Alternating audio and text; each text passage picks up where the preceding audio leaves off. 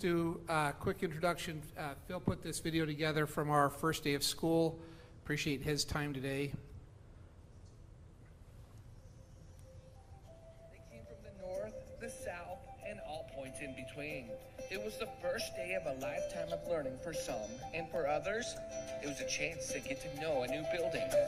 They set goals, scored goals, set personal records, and rushed home to their family who missed them so dearly. This is what the first day of school looked like in Bonneville Joint School District 93. Tomorrow, everyone is scheduled to be here, and our D93 family will be complete. It's not a simple undertaking. It takes all of us. We are so thankful for our faculty, staff, and a supportive community. Together, we are D93.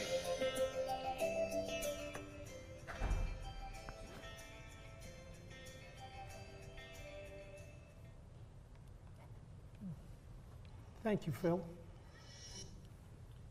So thank you for that intro, Phil. Definitely a great first day of school. As far as I know, we didn't lose any kids today, so that's always a good sign on the first day of school. And again, just under 14,000 students with our enrollment right now. So we continue to grow in the school district, which is it's a good problem to have, and it's just been an ongoing challenge for us for the past 20 years, and one that we continue to deal with in our community. So just a quick overview of the bond. Again, the election is tomorrow, looking primarily for funding for a new elementary school. Our estimated cost on that elementary school right now is $32 million. It will be the largest elementary school that we build in District 93, pretty close to the same size that we built Black Canyon Middle School, just a little bit less than that on the square footage, but looking at 36 classrooms in the school, 30 of those dedicated for general education classrooms, and 6 dedicated for special education classrooms. And then the balance of the bond is to set aside money to help us with roof repairs and replacements across the district.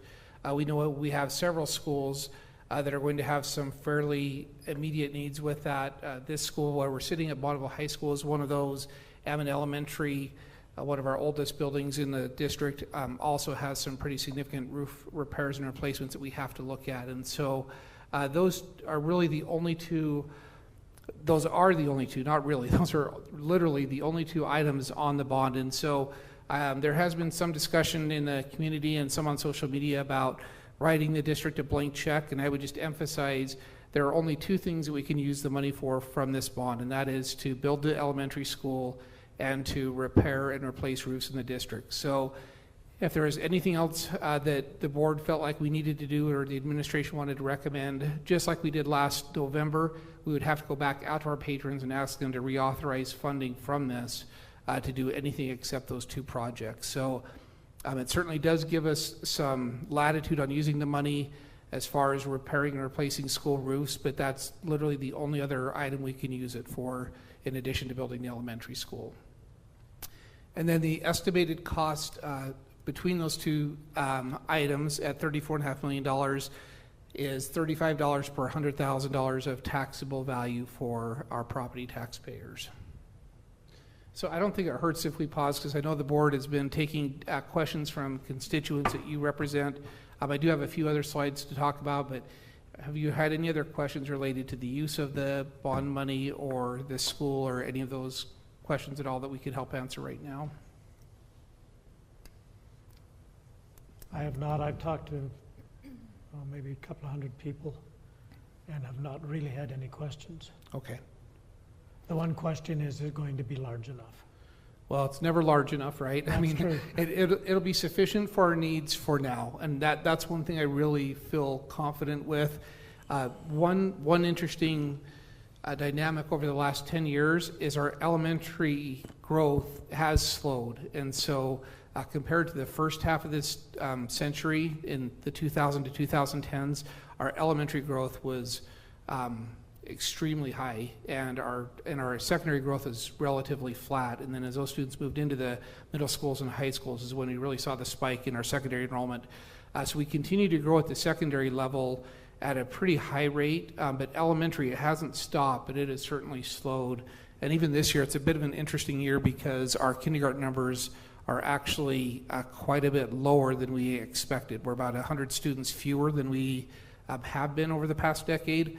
So it's going to be interesting to see over the next year if those numbers fill up, or if that's really, I don't know if it's a blip in our typical numbers, or if that's going to be our new norm. So, but that being said, there's still lots of home construction that's happening, especially in this particular area, and so we know that we still need an elementary school, but I'm confident it'll be sufficient for at least, I would estimate, the next 4 to 5 years before we'd have to look at potentially another elementary school.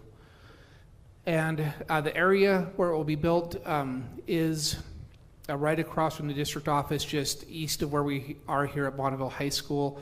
On our map here, for people that can see it, Bonneville High School is sitting right down here in this bottom corner.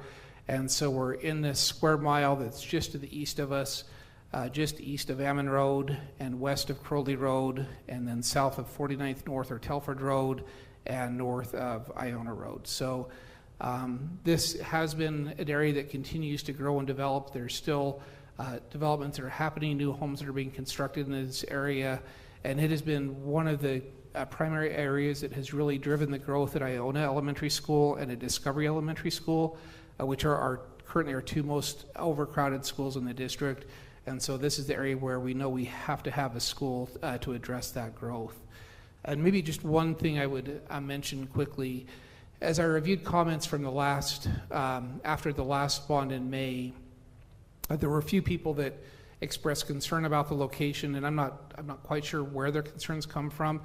For me, this is about as an ideal of an elementary school location as we can have, because it's sitting within the same square mile where the development is happening. So I happen to live south of Woodland Hills Elementary School, and that school is across the road from where the major developments are. And so we literally have lots and lots of cars backed up down 49th South, lots of kids crossing 49th South to get to Woodland Hills, where in this particular area, because the school will sit within the same square mile, not across a major road, we'll be able to put a lot of access into the school from within the neighborhoods, which makes it I think, a terrific location for a school. And I think compared to a lot of our other schools, we won't see that same traffic back up on the county roads that we see when our schools are not located within the same square mile as the subdivision development. So.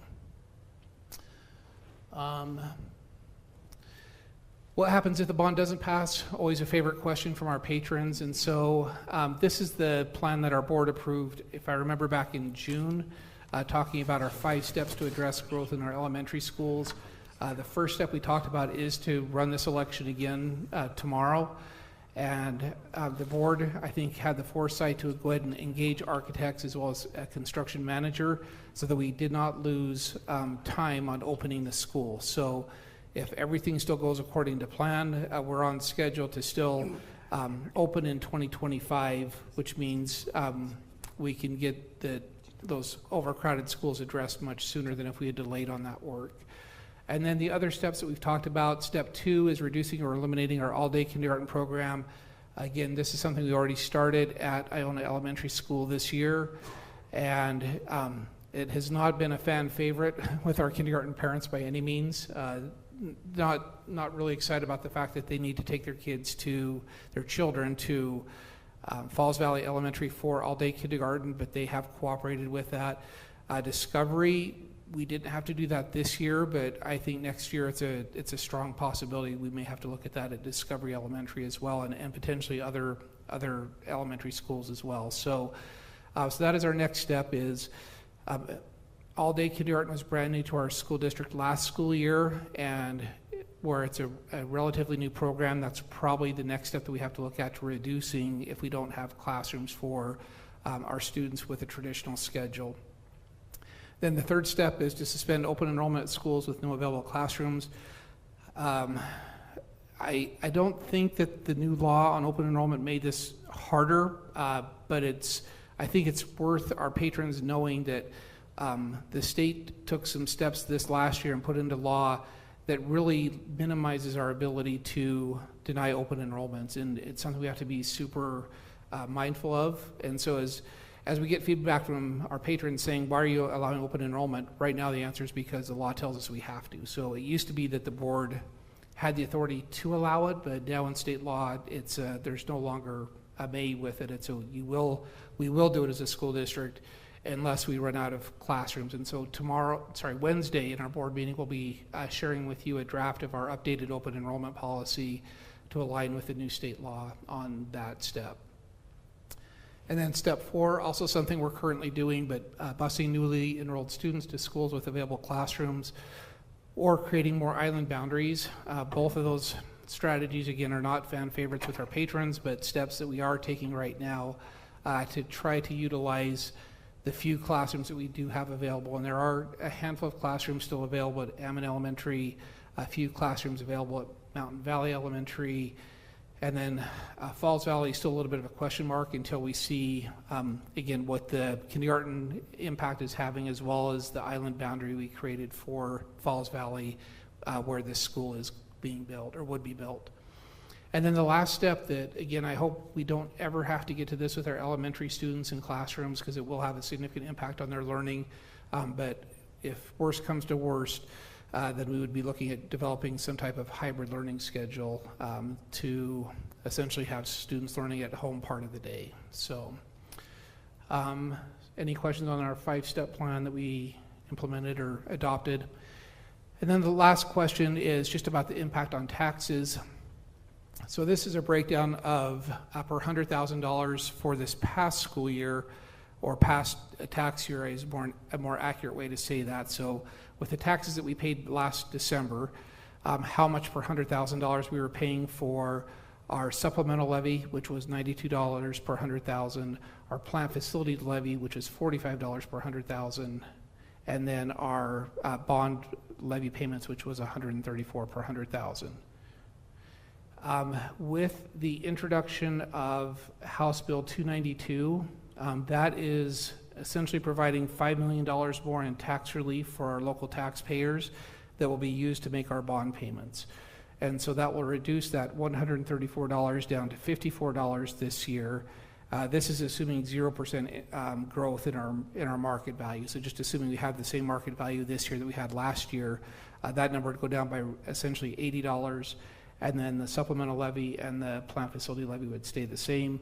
Again, we'll review this with the school board on Wednesday as the board officially certifies to the county how much we'll collect for those. And so, again, with the introduction of House Bill 292, that will lower the tax burden to our taxpayers by $80 per $100,000, and that $5 million then is used to pay our existing bond debt. If this bond passes, then it will increase that $54 by $35, and so now our bond payments would be $89 per $100,000. That wouldn't be this year, but that would be the following school year, which basically increases it by $35. So compared to last year, it's still a reduction from 134 to 89, but it is an increase from what we would otherwise be paying. So,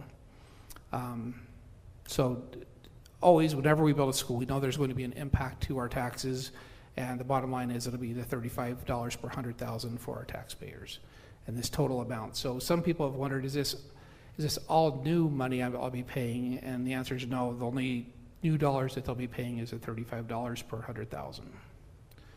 Any questions from the board or things you've been asked about that? And then that's how that shapes out on a total per $1 million basis. So probably the last thing I want to talk about is there has been still, I think, a pretty strong misconception in the community that as we get new homes being built and more people on our tax rolls and our taxable value as a district goes up, our market value goes up, they believe that means we're receiving additional funding that should help to pay for this school. So what we try to continue to help people understand is school districts function differently, and the tax dollars that we collect are limited by what our taxpayers have approved. And so going back to that previous slide, the $5.8 million for our supplemental levy, the $2.8 for our plant facilities levy, we can't and don't collect a dollar more towards those levies because that's all our voters have approved. And so this chart which I really like, but it's not always super easy to see. You can see the yellow shaded part shows what our market value has done, and then this red line shows what our levy rate has done. And then the green represents the actual dollars that we are collecting as a school district. So as you see that market value has gone up through new construction and through increased valuations of property, the dollars that we're collecting as a district have actually gone down pretty significantly, as has our levy rate. So that's why we need our voters to authorize us to collect new dollars so we can use it towards building a new school. So I think that's all that I had, Guy. I don't know if you have anything else you want to add or share with that, but I think that's pretty much what I wanted to share this evening, and then we can see if there's other questions we want to talk about.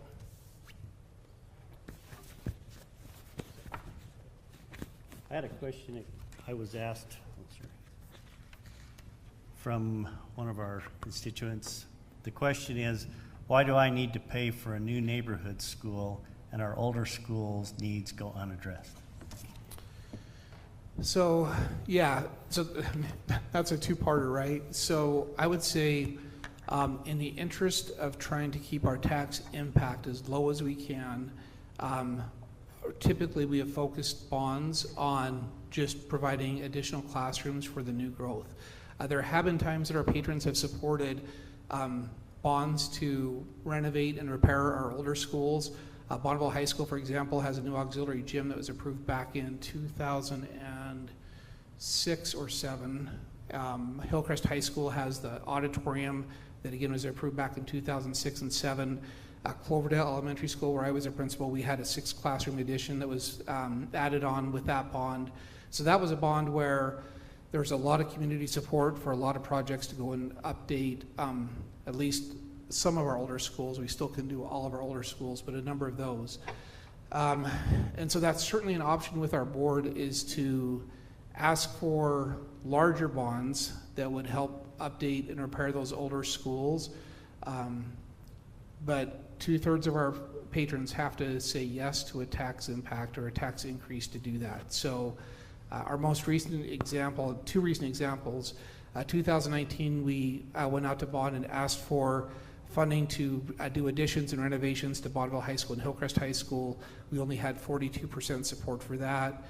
In 2021 that we did the plant facility, right around there, we asked for another $1 million in our plant facilities that would again help us to address older needs in the district, and that also failed. And so the bottom line is our patrons have to support a bond measure that would provide enough funding to address our older schools. And I do think in our next bond, I think we are going to have to take a more expansive view of those issues.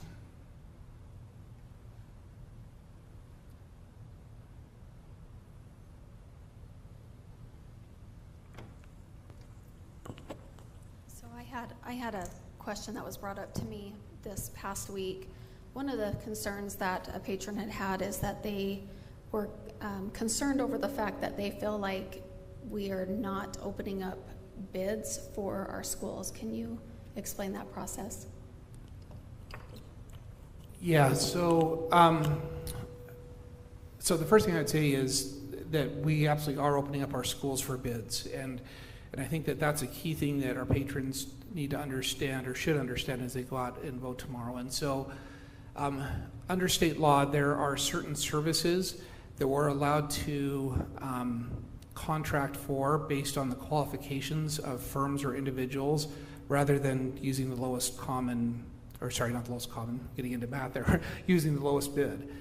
So just some examples of that. Our legal counsel, for example, we do not use a low bid process for our legal counsel, and I would caution the board to never use the lowest bid for legal counsel. We need somebody that has experience and qualifications in school law to be able to provide the board with adequate guidance and counsel when it comes to those really delicate and complex school-related issues.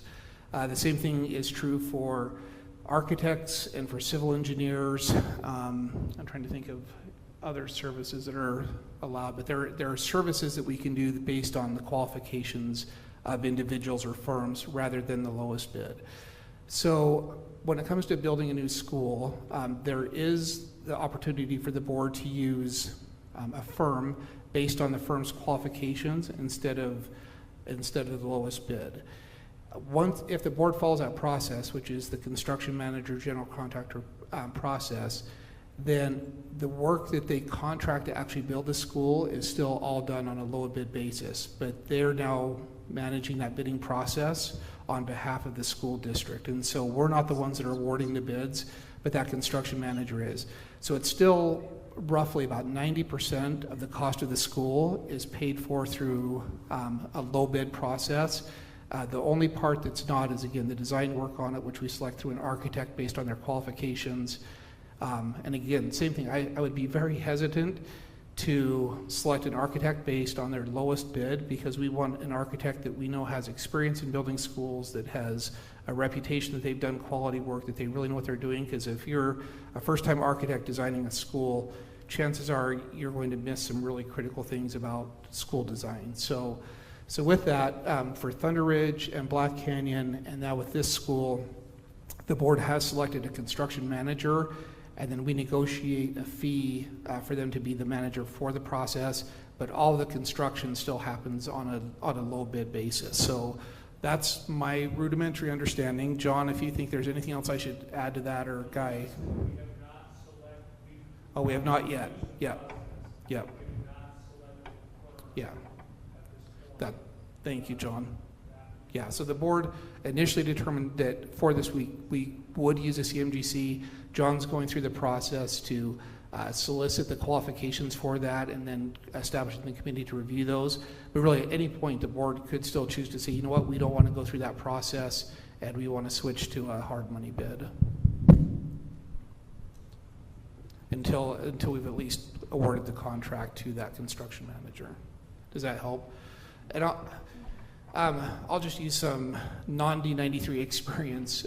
My dad happened to be the school board chair when they bonded and built Teton High School, and that was a low money bid process, and they did not have an effective construction manager in place, and so that contractor was working to build that school as cheaply as they could to maximize their profit. And because my dad's civil engineering background, he initially was working informally, I should say, as a board chair and as a civil engineer, monitoring the work and essentially throwing out work that didn't meet standard. And if he didn't have that expertise as a civil engineer, they would have had a much lower quality building. And so you really need somebody, I think, that has that trusted relationship with the school district to make sure we're getting the highest quality of building we can for the investment of our taxpayers into that building. We can ask. There's certain things we can and can't ask of them, but we can ask what they've done in like bids, correct? And that helps protect us. Ask what? What they have done in the past in a similar situation, Sure. and ask that, but we can't require them to give a. Right, we can't award the contract based on the lowest price, but we negotiate a price following the recommendation from the committee that's accepted by the board. But in this process, John has gone out and asked for them to provide, for their last several projects, what % they negotiated with the district. So, Would you like to address if there are monies left over? yeah, that's a great point, Paul. So that to me is another key difference. Is in a low money bid situation, then any savings that come through the construction of the project, if it comes in under what the contractor has estimated, then that's profit to the contractor, and they retain all of that savings. In this situation, all the savings comes back to the school district, and that is part of the reason why we had money left over for Black Canyon that we could then go out to our voters last November and ask if we could utilize that for other purposes. If that would have been a hard money bid, then we wouldn't have had that same money available, and the contractor would have pocketed it.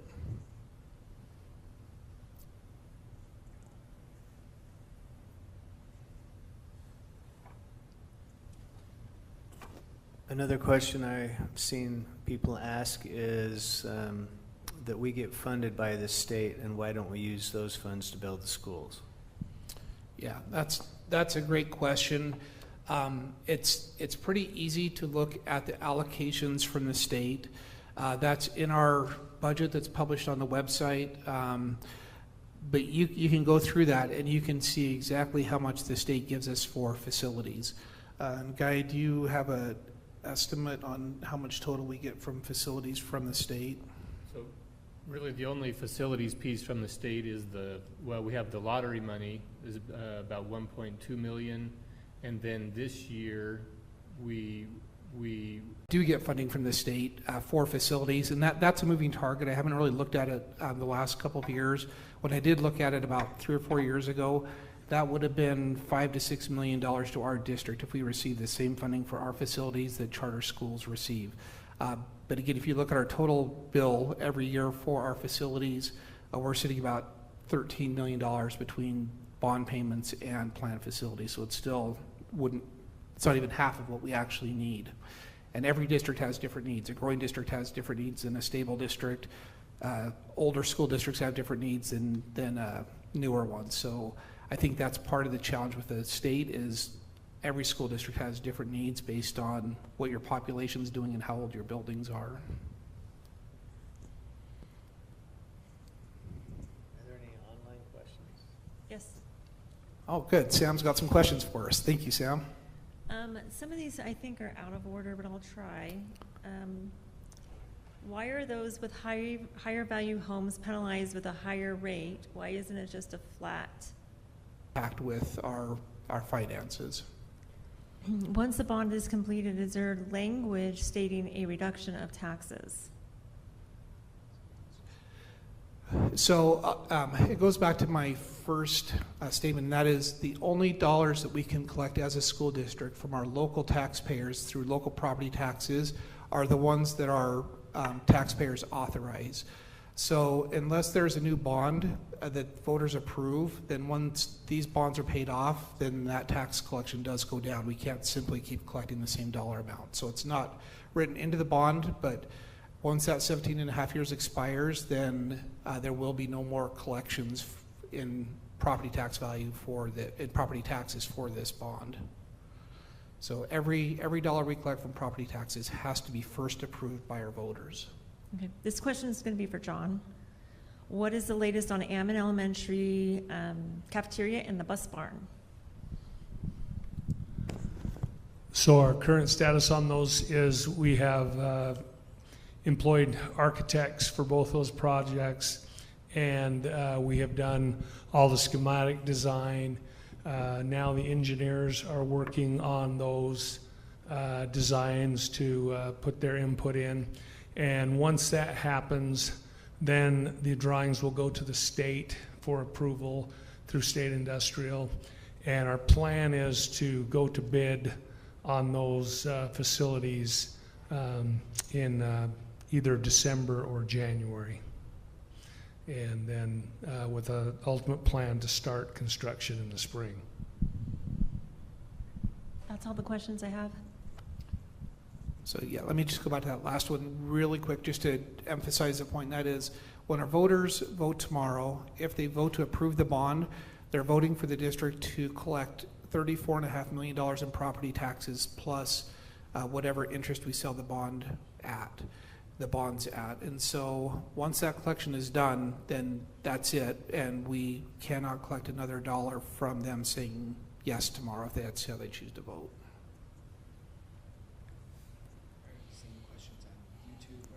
Both, and there's none on Facebook. I did just get one on Facebook. Oh, you did.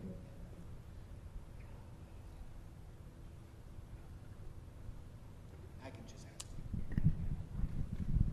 All right, this is from Shane. Please remind us, since the vote, how many bonds are open right now, and is there a limit on how many bonds you can have? So there's no statutory limit on the number of bonds we can have. There's a very practical limit, and that is only the bonds that our voters have approved by a supermajority. So there's a very real practical limit to it, but not necessarily a legal limit to the number of bonds, but there is a total debt capacity as a district. And so as a district, we can only bond for 5% of our total taxable market value. Our current outstanding debt is right around $100 million. and we have a total taxable market value of, is it 500? I lose track over the years. But we're well below that. If I remember right, I think we're less than a third of our total taxable debt. So that's the limit that we have, is we cannot exceed 5% of our total market value as a school district in debt. What was the first part of that, Phil? Oh, how many outstanding bonds are there?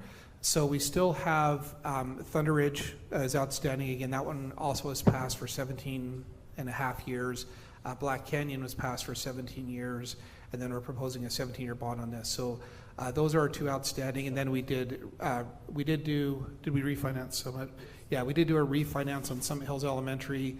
That refinance by the school board literally saved millions of dollars in interest costs.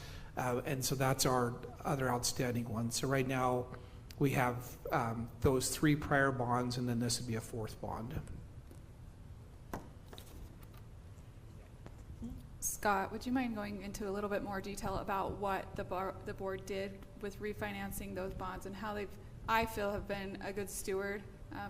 We've got new members on the board since that has happened, so if you can just clarify that for everyone. I'm going to defer to Guy on that because I'm getting out of my league there. So I think the easiest way to talk about that is just when a homeowner refinances their individual mortgage to take advantage of a lower interest rate, that's where the savings comes for a homeowner. So it's the same thing for the school district.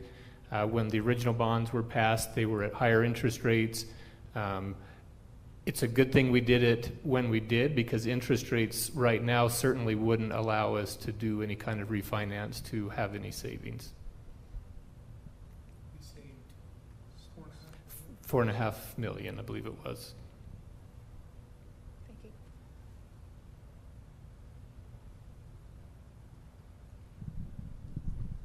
I guess while we're waiting for more questions, one question that comes up a lot is impact fees, and how come we don't charge developers when they come in to build schools? Yeah, so it's an interesting section in the Idaho Code, and I can't quote it right off the top of my head, but the Idaho Code on impact fees specifically prohibits school districts from being a taxing entity that can collect those. And so right now, state law does not permit us to do that. It's something that has been suggested over a number of years. The Idaho School Boards Association that works to get laws changed at the state level on behalf of school boards across the state has that as a resolution to keep working on. But like everything, there's upsides and downsides to that. And so to this point, the legislature, to my knowledge, has never even printed a bill to look at changing the state law that prohibits school districts from collecting impact fees. I think one of the challenges you have with that is if it's a longtime resident and they've just moving and buying a lot down 2 houses and build a new building, they've contributed to all these projects. So they're going to feel like they're getting taxed twice just because it's a new building. So I think that's a challenge. I think a lot of us would be in favor if they come from out of state to do it if the legislator ever passed that. I do think it's worth mentioning that at least the city of Ammon has started to be much more proactive, and while they still can't allow us to collect impact fees, they've certainly been having more in-depth conversations with developers and proposed developments about the impact on schools. But while that conversation is helpful, they're still pretty limited on what they can require developers to do. But they're at least having those conversations, which I think is a positive step.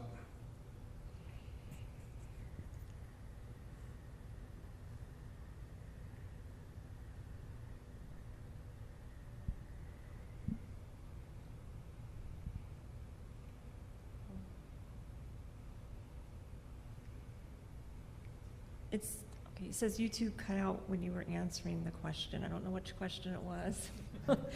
And if you do have questions after this this town hall, you can always contact us at the district office. There's Ask D93. So anytime you have questions, you can always get a hold of us. We're at the district office tomorrow, all day.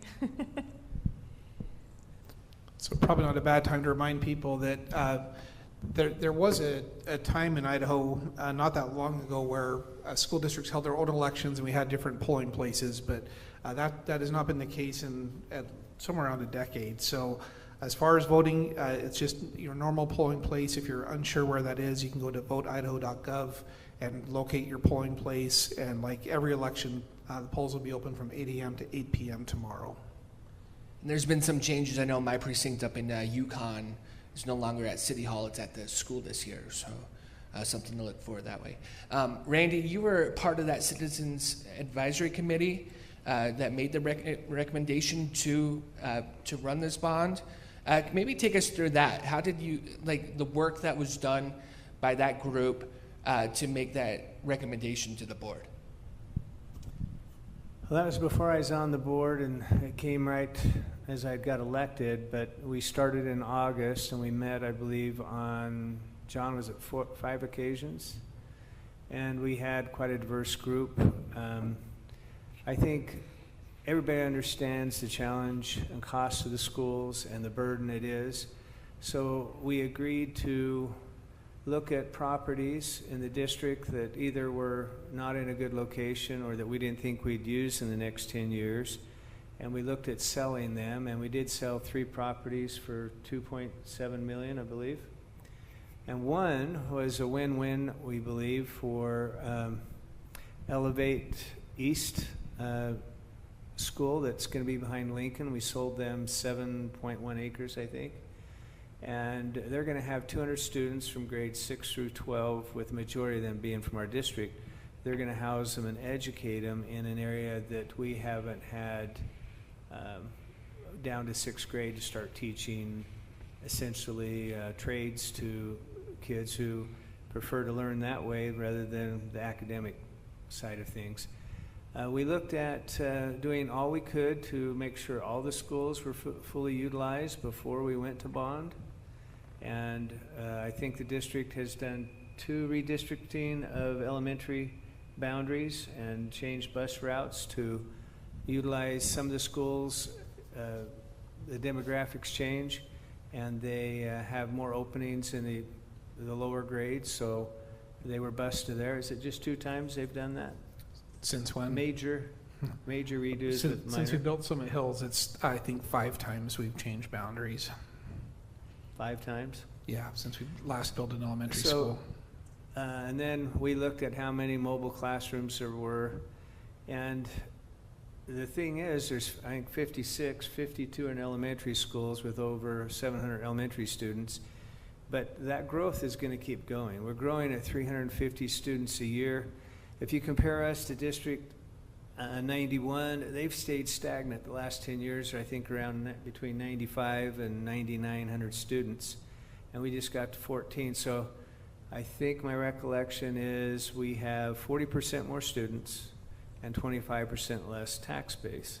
So they've had the luxury to replace old schools, and we have not. We've just done what we can to keep old buildings in good shape and keep moving forward. So I think the agreement was do everything we can and only go to the taxpayers as on the building committee when we've exhausted all our other resources, and that's where we find ourselves pretty much today. Okay, I got a clarification on which question they did not get the answer. It's the higher value homes getting taxed more. Yeah, so just the way that the property tax code is structured in Idaho, it's just based on when the board sets a levy amount, then that's spread equally across property values just based on the value of the property. So that's the only way that the board has the authority to do it. They do not have the authority to differentiate based on the values of homes. It's just they set a total dollar amount to be collected, and then the county assessor determines at what percentage each home should be assessed or each property should be assessed to collect that amount. Is that simple enough explanation? A couple of things, I think, and correct me if I'm wrong on property tax. Agricultural land can only be taxed for its use, not for its value. So if it's farm ground, it can only be taxed as farm ground, even though it's adjacent to a development where the property might be worth $25,000 an acre. It can only be taxed as farm ground, which helps protect agriculture use. Idaho's big on keeping agricultural land as long as it can. And the second thing I think is property tax is really no different than income tax. It's based on wealth in the United States. And the brackets you pay more the more you make, and the more your home is, the homeowner's exemption has less effect on keeping your taxes down. So essentially, I'll just use this slide, but you can see if this bond were to pass, we'd be sitting at $14.2 million in total dollars that we would be collecting. Again, not this tax year, but next tax year. And then essentially the county assessor just looks and says, okay, District 93 voters and the board has authorized $14.2 million. They divide that by the total market value of the district and come up with a rate, and then that's applied universally to all homes and properties across the district. That's all the questions online. One other thing is, does anybody know if we had an average of property taxes collected? Isn't the school's portion somewhere between 40 and 50% typically? The rest is county, cemetery, sewer districts. All of them are in there. It's not just the school taking the money. Guy, do you know what that is? Yeah, it's hard because it depends whether, if you think about our school district, we have patrons who live in the city of Idaho Falls, patrons who live in the city of Ammon, patrons who live in Yukon, Iona, and then patrons who just live in the county. And so when you factor in the city taxes on top of that, that creates a pretty wide variety on what percentage goes to the school district. But at least a third goes to other entities. Is that a fair statement? Yeah, I would. Or more? If you're just in the county, yeah, I'd have to look. I'm not sure. I've always lived in the city, so I don't know what a county So we looks only like. control a portion. Right. And the cost Yeah. to maintain roads, everything else has gone up. Yep. And they're all seeking more money. Yeah. And again, I think one key difference between, well, two key differences on your property taxes is one, as a school district, we get the fortunate, the blessing of being listed multiple times. And so if you look at the number of times that we're listed, it looks like we're taking more because we show up for our supplemental levy, we show up for our plant facility levy, and I think all the bonds are combined now, or are they not? They are combined. Yeah, they used to, those used to be separate too. So we show up at least 3 times on everybody's bill, where the county only shows up once. But going back to my earlier point on the rate, is those other entities are typically collecting on a set rate, and so they are collecting more as more people move in, whereas a school district, we're only collecting on the total value or the total dollars that have been approved by our voters. So I know everybody feels a pinch when property values go up, but that does not mean that more dollars are coming into the school district. Coming up on 8 o'clock now, and I just appreciate all of our viewers who have found a way to participate and view this, either on YouTube or on Facebook. Carissa, I love that the board, you guys bring different skill sets to the board. You're in real estate. What are some of the trends that you're seeing right now, and why do you think people want to live in D93 so bad? That's kind of a loaded question there, Phil. Everybody wants to live in 93. We're amazing. Well, homes will continue to sell. People are always going to need somewhere to live. I think what we're seeing a lot of right now is that the property assessments have come in quite a bit higher than what we're used to, and so property values, that's what we're trying to factor in. It's going to hurt everybody. Our builders are going to continue to build because we don't have the inventory that we need. And so that is what is increasing our growth over in that Iona corridor area. So that's where we have land that people are building in. So we're always going to see growth. We're always going to need space, but we really need it right now.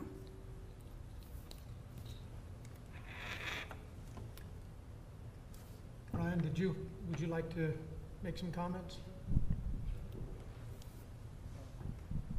especially to anybody who's watching that maybe isn't sure.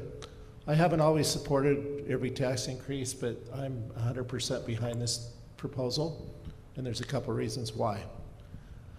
Number one is you look at that graph, the yellow and the red dots really don't mean a lot. It's the green that's the key that affects everybody's taxes the most, and that is this school district's board has been really taxpayer friendly. Number one is they announced that they've sold unused property and helped reduce what they need. Number two, they had the option, and Dr. Wolstenholme mentioned this in Saturday's paper, Idaho current law currently allows taxing districts like school districts to tax more than what is required to make their payments on their bonds, about 40% more. And this board has decided last year to give taxpayers a huge break, and they lowered the amount of total taxes collected for their bonds to near the minimum. And I really appreciate that. And now they need a little bit of it back. And as we see, even if this passes, taxpayers get a big break. And I also appreciate, and Wendy, your patron's absolutely right, the professional services is what it's called, is no bid in Idaho currently. And so what I really appreciate is Mr. Pym is adding some language to try to solicit historic pricing for some of these firms. So you have a ballpark. Under Idaho law, it's the craziest thing. You have to select who you want before they can even tell you what their price is, which is just mind-blowing. But you're taking steps to make that more taxpayer friendly, and I really appreciate that. So if anybody's on the fence, if this is a bond Brian Stutzman can support, it's probably a bond that everybody can support. Also, if anybody's watching, and you guys, the red signs that you have are really good, they're legal, but I saw a green and white sign, and I have no idea who put them out. It's probably not you. Those are illegal. They could cloud the election tomorrow. If you see a green and white sign, you probably need to take them down. What makes them illegal is it doesn't say who it's paid for by. Okay, so I will advocate, you guys can advocate, but I will advocate to your viewers. Tell everybody to go out and vote yes tomorrow. This is a good bond. Did you just see it at the that corner of Ammon, and there's a couple out there? Okay, I saw one of those too, and I was curious about that.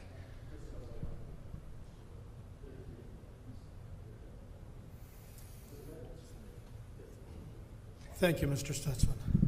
Thank you. Are there other questions?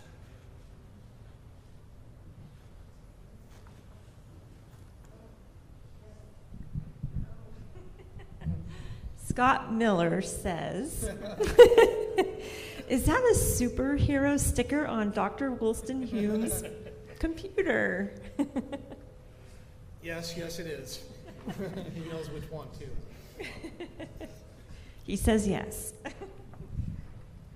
Should we tell him who Scott Miller is?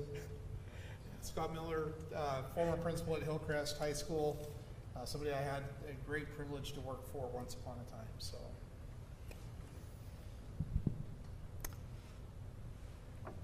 is there any other business?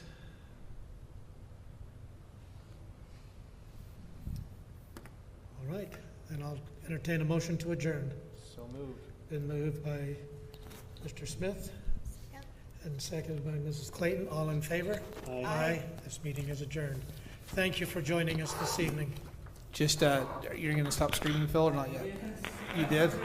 All right. You stopped? It's still. Is it? All right. So just one comment is, as a school district, we are not going to send out reminders in the morning via text about the elections. I hope people are watching. I hope everybody's setting their own calendar reminders to get out and vote, because new statutory language is making that a difficult proposition. So we will not be sending out reminders in the morning. So hopefully everybody is reminding yourselves.